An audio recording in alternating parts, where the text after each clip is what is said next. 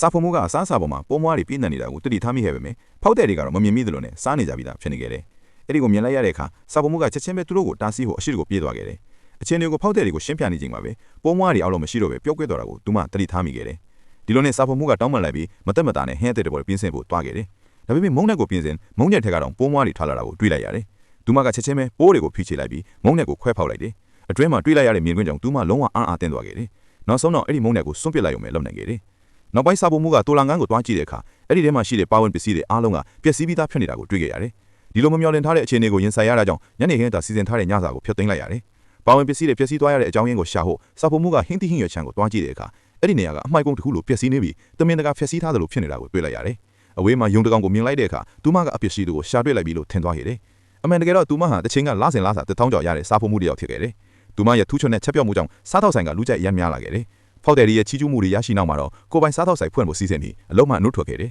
။လာပါကြောင်ရဲ့မင်းကအလုပ်ရှင်မဟုတ်ပါဘူး။မကြခင်မှာပဲသူမကပျက်စီးယိုယွင်းနေတဲ့အိမ်တစ်လုံးကိုတွေ့ခဲ့တယ်။အလုပ်ရှင်ကစက်နေရန်အတော်ကြွေးစားတွေးတားမြင်ပြီးကိုပိုင်လုပ်ငန်းစတင်ခြင်းနဲ့စိတ်အားထက်သန်မှုကြောင့်သူမကကိုပိုင်မိဖို့ကြောင့်တခုကလိုချင်နေခဲ့တယ်။ဒါပေမဲ့ဒီနေရာဟာတစ်ချိန်ကမိမမုံတယောက်နေထိုင်ခဲ့တဲ့တရေအိမ်ဖြစ်ခဲ့တယ်ဆိုတာကိုတော့သူမမသိခဲ့ဘူး။အိမ်ကိုတန်ရှင်းနေလုံနေစဉ်အစားအစာပုတ်တွေမသိတဲ့ပိုးမွှားတွေကိုမကြာခဏတွေ့ကြုံခဲ့ရတယ်။အချိန်နဲ့ငယ်ကြာပြီးနောက်မှာတော့သူမရဲ့အလွန်ဂရုစိုက်ကြိုးစားမှုကြောင့်မိဖို့ကြောင့်အသက်တစ်ခုပေါ်ပေါက်လာခဲ့တယ်။အဲ့ဒီညမှာတော့ယုံကိုသင်ခန်းစာပြည့်မယ်လို့ဆုံးဖြတ်ခဲ့တယ်။ရုံးရဲ့ခြေရာကိုလိုက်ပြီးတစ်တို့အနက်ထဲထိဝင်သွားရာနောက်ဆုံးမှာလူမနီတော့တဲ့ဥယျာဉ်တစ်ခုကိုရောက်သွားခဲ့တယ်။အဲ့ဒီဥယျာဉ်ထဲမှာပိုးမွှားတွေပြည့်နှက်နေတဲ့ထူးဆန်းတဲ့အသီးမျိုးကြီးထွားနေခဲ့တယ်။ဒီလိုမမျှော်လင့်ထားတဲ့မြင်ကွင်းကိုမြင်လိုက်တဲ့အခါစာဖို့မှုမှာအလွန်ကြောက်လန့်ပြီးအဲ့ဒီနေရာပဲမူးလဲသွားခဲ့တယ်။မူးမော်နေတဲ့အခြေအနေမှာလူတစ်ယောက်နီးလာတယ်လို့ခံစားရပြီးအိုးရင်းနဲ့မိမမုံရဲ့အတန်းကိုကြားလိုက်ရတယ်။၃ရက်မြောက်နေ့မှာတော့ကိုပိုင်တစ်ခန်းထဲမှာပြန်လဲနိုးသွားလာခဲ့တယ်။ဒါပေမဲ့ကိုပေါ်ကအညစ်အကြေးတွေကအဲ့ဒါဟာအိမ်မက်မဟုတ်ကြောင်းပြောပြနေတယ်။အဲ့ဒီအချိန်မှာပဲအိမ်ထဲမှာသူမမြင်ခဲ့တဲ့အသီးနဲ့တစ်ထက်ထက်တူညီရဲ့အသီးကိုရုတ်တရက်တွေးလိုက်ရတယ်။သူမကနောက်ဖေးချံကိုအမြန်သွားပြီးအဲ့ဒီအသီးနဲ့ပတ်သက်တဲ့မှတ်တမ်းတွေကိုရှာဖွေခဲ့တာအိမ်ရဲ့ရခင်ပိုင်ရှင်ကစိုက်ပျိုးထားတာကိုသိလာခဲ့တယ်။ဒါပေမဲ့အဲ့ဒီရခင်ပိုင်ရှင်ဟာကျန်းတန်ရက်ဆက်တဲ့မိမမုံတလောက်ဖက်ခဲ့တယ်ဆိုတာကိုတော့သူမမသိခဲ့ဘူး